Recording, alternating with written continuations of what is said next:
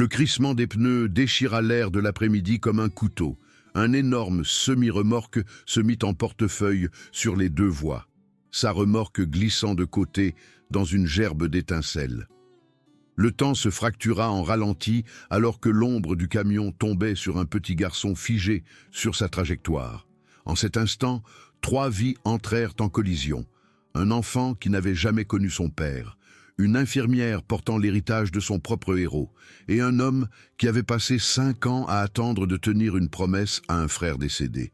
Ce qui se passa ensuite allait ébranler une bourgade du désert jusqu'à la moelle et exposer une corruption qui atteignait les plus hauts niveaux du pouvoir. Ceci est une histoire d'honneur écrite en chrome et en asphalte, de promesses qui transcendent la mort et des liens indéfectibles de la fraternité. Didier Lemaire observait depuis son coin habituel au bistrot de Ginette, son café refroidissant, tandis qu'il regardait l'école primaire de l'autre côté de la rue. À 62 ans, son visage buriné racontait des histoires de 4 décennies sur la route, 2 guerres et d'innombrables kilomètres à chercher quelque chose que la vie civile ne pourrait jamais lui offrir. Les rides profondes autour de ses yeux lui avaient valu son surnom de route, mais c'était son esprit stratégique qui avait fait de lui le président des Chevaliers de Fer. Les portes de l'école s'ouvrirent, libérant un flot d'enfants. Parmi eux, un garçon avec un sac à dos trop grand attira l'attention de Didier. 7 ans, peut-être 8, avec des traits qui serrèrent la poitrine de Didier de reconnaissance. Édouard Dubois, le fils de Laurent. Laurent, tête brûlée. Dubois avait été plus qu'un frère chez les Chevaliers de Fer. Il avait sauvé la vie de Didier en Irak, le traînant sur près d'1 kilomètre sous le feu ennemi, après qu'un éclat d'obus lui ait traversé la jambe. Il y a 5 ans, Laurent était mort sur cette même autoroute, sortant 3 personnes d'une voiture en flammes avant qu'elle n'explose. Didier avait fait une promesse aux funérailles de Laurent, debout au-dessus de ce cercueil drapé de drapeaux, tandis que Sophie Dubois, enceinte et dévastée, blâmait silencieusement le club de motards pour la mort de son mari. Nous veillerons sur eux. Toujours. Mais Sophie n'avait voulu rien avoir à faire avec les Chevaliers de Fer. Didier avait respecté ce souhait, observant à distance la croissance d'Édouard, apercevant des bribes de Laurent dans l'expression déterminée du garçon. Aujourd'hui, cette distance volait en éclats. Édouard se sépara de sa mère, poursuivant quelque chose qui était tombé de son sac à dos. Un dinosaure en plastique glissa sur la chaussée. Le garçon suivit sans regarder. Le poids lourd prit le virage à 70 km/h dans une zone scolaire. Trop vite, trop lourd pour s'arrêter. Didier était déjà en mouvement alors que le conducteur freinait, les pneus hurlant sur l'asphalte. Le cri de Sophie transperça tout, mais quelqu'un d'autre fut plus rapide. Une jeune femme qui aidait Édouard à faire ses lacets se jeta sur la chaussée. 3 enjambées, puis un tacle plongeant qui enveloppa le garçon dans un cocon protecteur alors qu'il roulait sous le châssis massif du camion. Le chauffeur bloqua ses freins en voyant le véhicule en dérapage. La remorque se balança largement, commençant à se renverser. Didier sauta par-dessus le comptoir du bistrot, calculant les angles et les impacts dans les secondes qu'il lui fallut pour les atteindre. Le camion s'arrêta en cahotant, un côté se soulevant avant de retomber avec une force qui fissura le trottoir. Par miracle, la femme et le garçon avaient évité les roues. Didier s'agenouilla à côté d'eux. La femme s'était complètement enroulée autour d'Édouard, son corps servant de bouclier humain. Ses yeux s'ouvrirent, vifs et alertes malgré l'adrénaline. « Le garçon d'abord » ordonna-t-elle, sa voix ferme. Didier reconnut l'entraînement quand il l'entendit. Il l'aida à se dégager d'autour d'Édouard, évaluant rapidement les blessures de l'enfant. Secouée, mais indemne. La femme avait des éraflures sur le bras, mais était sinon intacte. C'était la chose la plus courageuse ou la plus folle que j'ai jamais vue, lui dit Didier. Vous êtes militaire. Non, mais mon père l'était, infirmier de la marine. Elle tendit la main. Nathalie Leclerc, infirmière urgentiste à l'hôpital départemental. Didier Lemaire.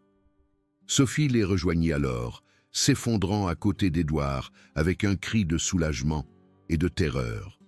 Didier se leva, créant de l'espace entre eux et la foule grandissante de badauds brandissant leur téléphone.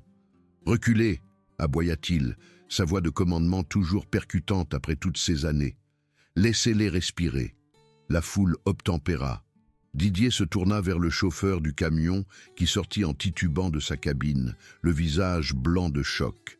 Après s'être assuré qu'il n'y avait pas de danger immédiat venant du véhicule, Didier organisa la circulation et vérifia que les services d'urgence étaient en route. Lorsque le capitaine Durand de la gendarmerie d'Auberive arriva, son expression s'assombrit en voyant Didier. Ils avaient une histoire compliquée mais bâtie sur un respect mutuel à contre-cœur. Le maire. « J'aurais dû savoir que vous seriez impliqué. Il se trouve que j'étais de l'autre côté de la rue, capitaine. » Durand se tourna vers Sophie, son expression s'adoucissant. « Madame Dubois, Édouard est blessé ?» Sophie secoua la tête, serrant toujours son fils contre elle. Cette femme l'a sauvé. Durand haussa les sourcils vers Nathalie avec un nouveau respect. Mais alors qu'il recueillait les témoignages, Didier sentit quelque chose d'anormal dans la façon dont Durand interrogeait Sophie, le phrasé prudent qui suggérait une négligence plutôt qu'un accident. « Franck !» dit doucement Didier, tirant Durand à l'écart. « C'était un accident. Les enfants courent sur la route. Je suis la procédure. » « Procédure ? Le garçon va bien. Le chauffeur n'a pas pu s'arrêter. L'infirmière est une héroïne. Que se passe-t-il vraiment ?» Durand jeta un coup d'œil autour de lui, puis baissa la voix. « Nouveau procureur départemental, Moreau. Il a insisté sur les affaires d'atteinte à la sécurité des enfants. Plateforme politique. » Les yeux de Didier se plissèrent. « Alors, Sophie et Édouard deviennent des pions ?» Avant que Durand ne puisse répondre, d'autres chevaliers de fer arrivèrent. Pierre Docteur Garnier et Thomas Artilleur Martinez, tous deux vétérans dans la soixantaine, avaient vu la vidéo en ligne. La fraternité savait toujours quand l'un des leurs avait besoin d'eux. Durand se tendit. « Le maire, si c'est de l'intimidation. »« Soutien communautaire, » corrigea Didier. « Grosse différence. » Alors que Nathalie et Édouard étaient emmenés pour un examen médical, Durand informa Sophie qu'elle devrait faire une déposition au poste. Didier appela immédiatement Victor Dubois, ancien avocat militaire et le meilleur avocat de la défense de 3 départements. « La famille de Laurent ?» demanda Victor. « Ouais, ils ont besoin de toi. J'arrive. » À l'hôpital, Didier apprit quelque chose de crucial de Durand qui le prit à part avec un conflit visible sur son visage. Le père de Nathalie Leclerc était le commandant Jacques Leclerc. Croix de guerre, guerre du Golfe, mort en extrayant une équipe de reconnaissance piégée. Didier absorba cela. Les héros engendrent des héros. Après s'être assuré qu'Édouard avait été déclaré apte médicalement, Didier et les chevaliers de fer escortèrent Sophie et Édouard au poste de police. Mais Victor apporta des nouvelles inquiétantes. « Il se passe plus de choses ici. Le procureur Moreau est le principal investisseur dans Développement Argenté. Ils achètent des propriétés le long de la rue des Lilas depuis 18 mois, où vit Sophie. Le propriétaire ne veut pas vendre. » Didier sentit une colère froide s'installer dans son ventre. Ils utilisent l'accident d'Édouard comme levier. C'est ma théorie. Si Sophie est inculpée, même sans condamnation, les services sociaux enquêtent. Elle pourrait devoir déménager. Un locataire moins sympathique pour le propriétaire récalcitrant. Ce soir-là, le capitaine Durand rencontra Didier à un point de vue à l'extérieur de la ville, loin des canaux officiels. « Je ne peux pas combattre Moreau ouvertement, » admit Durand.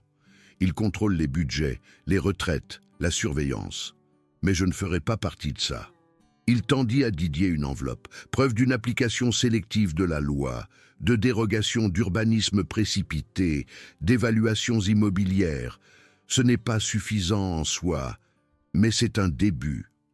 Didier accepta l'enveloppe, surpris. « Pourquoi me donnez-vous ça ? » « Parce que vous opérez en dehors du système. Et parce que Laurent était l'un des vôtres. Ce n'est pas seulement de l'immobilier pour vous. » Au cours des jours suivants, Didier mobilisa les chevaliers de fer sur plusieurs fronts.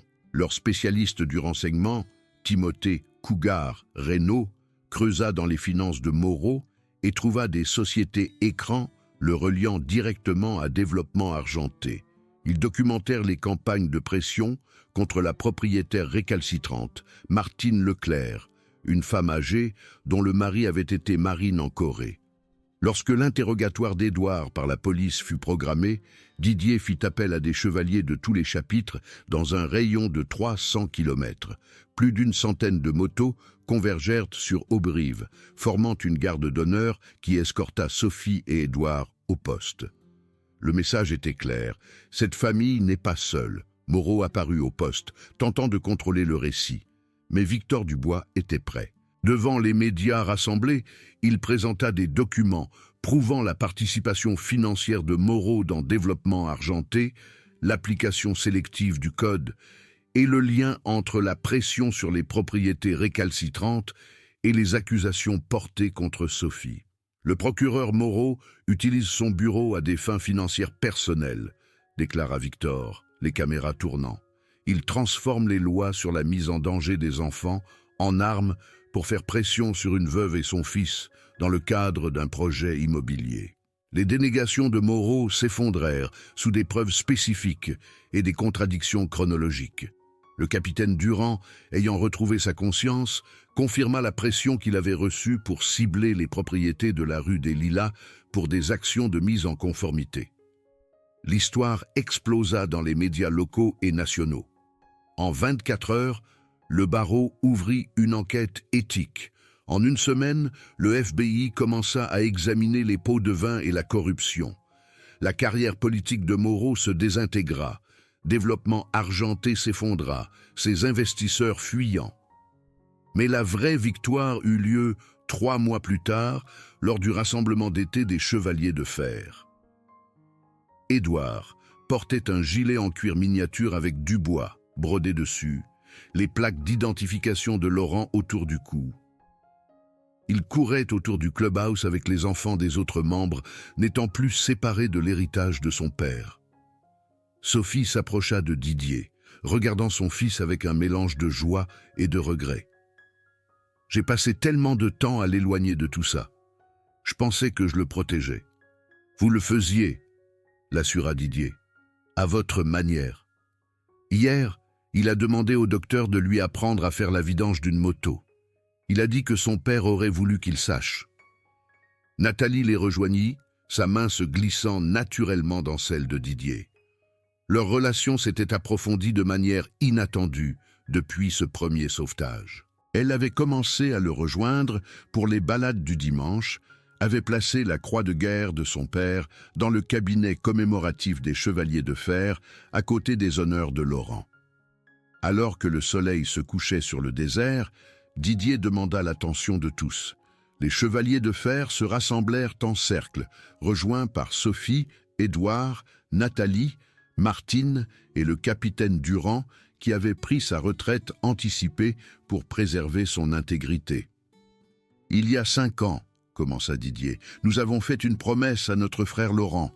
Nous avons promis de protéger sa famille si elle avait un jour besoin de nous. Pendant longtemps, cela a semblé impossible. » Il jeta un coup d'œil à Sophie, qui acquiesça en signe de reconnaissance. Mais les promesses n'expirent pas, l'honneur ne s'estompe pas. La fraternité transcende même la mort.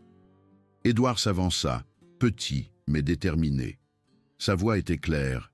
« Je n'ai pas connu mon père, mais maintenant je sais ce qu'il défendait. Acier loyal, lame droite. Merci de m'avoir aidé à comprendre. » Alors que les applaudissements éclatèrent, les Chevaliers de Fer s'approchèrent d'Édouard, chacun posant une main sur son épaule, un geste d'acceptation, de protection, de famille, choisi plutôt que né. Didier sentit la main de Nathalie se serrer dans la sienne alors qu'ils regardèrent la cérémonie. La route à venir comporterait des défis, mais ce soir, sous les étoiles du désert avec les moteurs silencieux et les cœurs pleins, ils affronteraient ces défis ensemble. La promesse avait été tenue, l'héritage continuait, et les Chevaliers de Fer continueraient à rouler, gardiens de l'honneur dans un monde qui oubliait trop souvent ce que ce mot signifiait vraiment.